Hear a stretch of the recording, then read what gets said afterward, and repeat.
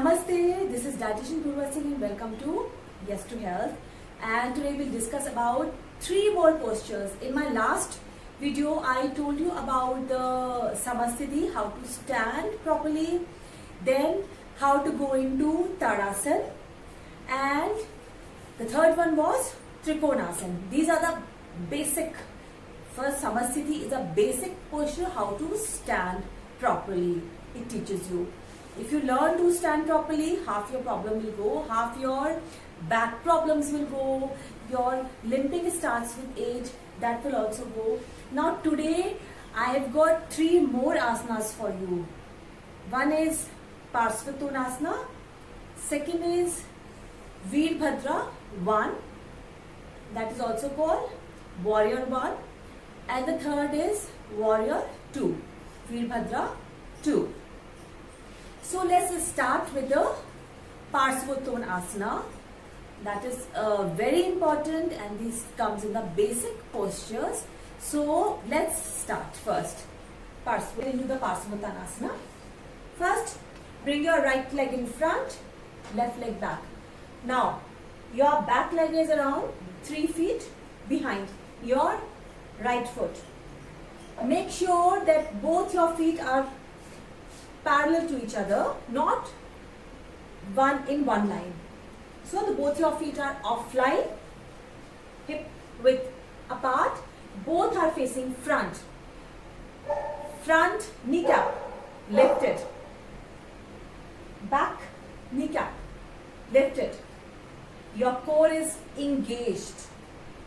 You contract your hips, contract your buttocks, so that as you contract your buttocks, your hips, your belly goes in. And your spine is tall, you tall yourself. Always remember, in every asana, your spine should be absolutely straight in a neutral position.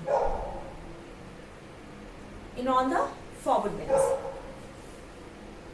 In back bends, of course, you have to bend back. So,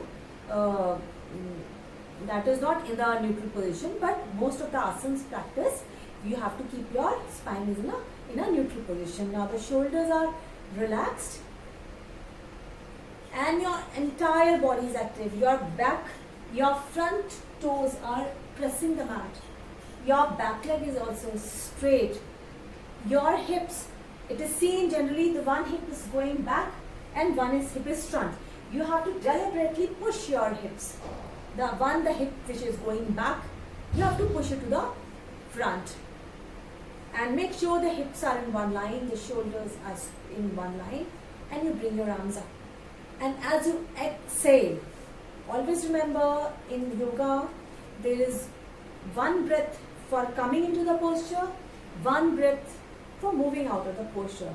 So when you move into this posture, you have to exhale. As you inhale, you bring your arms up, and as you exhale, you stretch your spine forward, forward, forward, forward, forward, keeping your spine straight, and you place your palms in front and breathe.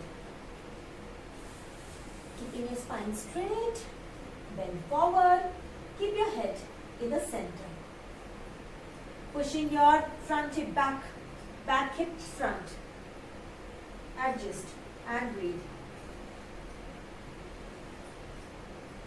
And stay in this posture for 6 breaths. As you inhale, come up, and exhale, release. Do it on both the sides.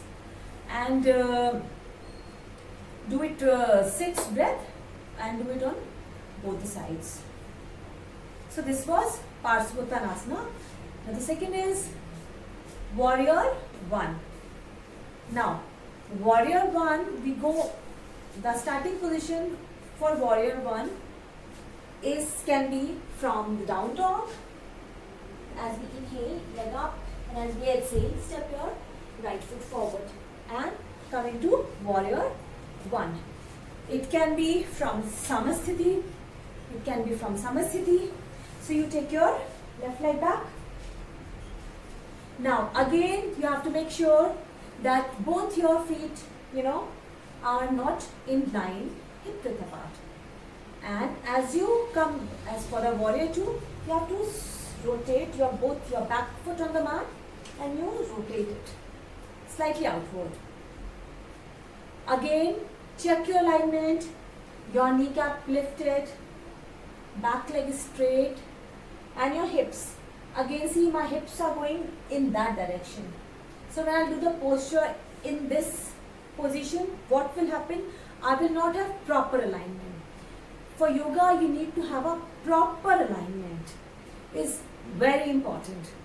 Where your muscles are going, where your bones are going, where your muscles are, other muscles are stretching forward or your muscles are going inward. You have to be very, very mindful. So you have to push your hips, back hip, front, so that your hips are in one straight line. And as you exhale, just bring your front thigh parallel to floor. Rotate your thigh outward towards your pinky toe. And in this posture, you contract your inner thigh muscles. Contract, pull your inner thigh muscles away from each other. And just feel it. Activate your inner thigh muscles when you are in this posture for strong legs. Which muscles are working in which asana, that is very important. You just can't do any asana with your skin. No, asana is done with your breath, very mindfully, with your muscles, with your energy, everything you have to unite. That is why they say yoga means union.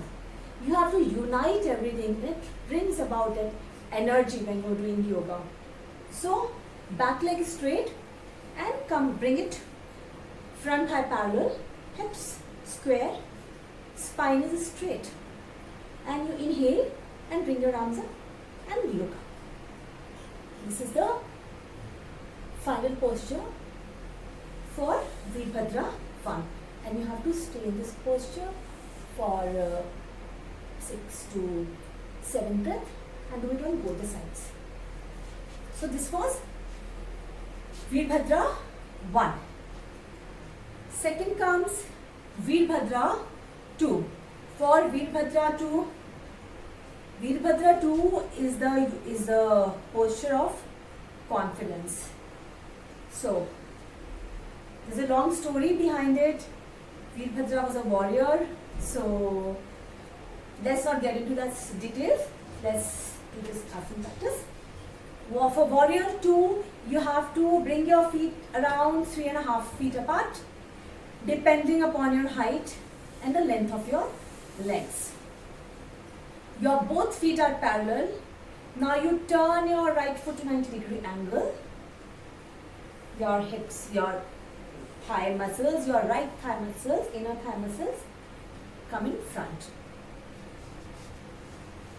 Now, make sure the right heel is in line with the arch of the left foot. That is very important for keeping your hips square in one line. Your hips are square in one line. Now you have to engage your core, contract your hips from behind. And as you contract your hips from behind, your belly goes in automatically. You don't have to do anything. You don't have to suck your belly in, Your kneecap is lifted. Back, outer edge of the left foot is pressing the mat. Activate all your muscles. And as you inhale, stretch your arms to shoulder level. Now you have to stretch your arms from inside. You have to feel the energy from inside. And you have to bring both your arms in one straight line. Just feel the energy moving from the left hip to your right hip. And as you exhale, you bend your right thigh so that your right thigh is parallel to floor. Now here, your right thigh, the knee of your right thigh is moving towards the pinky toe. So the inner muscles are coming outward like this. Inner muscles going out and back muscles of your thigh are going inward. And just feel that stretch. Activate your inner thigh muscles. Feel that stretch. and look towards your right fingertips and breathe here. You can stay in this posture for 6 to 7 breaths and then repeat it on the other side. Always remember, in asanas practice, you cannot leave asana, doing just one side and leaving it, not doing the other side. It will create imbalance in your body. Asana practice and yoga is all about creating balance in your body, creating homeostasis in your body, which controls your overall system. Breath is important. If you are keeping the 5 breath for this side, you have to keep the 5 breath for that side also. Breath should always be important. Breath is very important in every asana practice. How do you breathe? That is also the most important thing. If you are breathing with a count of 4 in this posture, so from the left side also you have to breathe with a count of 4. So that you bring about there's a balance from both the sides of your body. In Sanskrit it is said yoga means union. Yoga is all about creating your aligning your personality with your soul, and once your personality is aligned with your soul,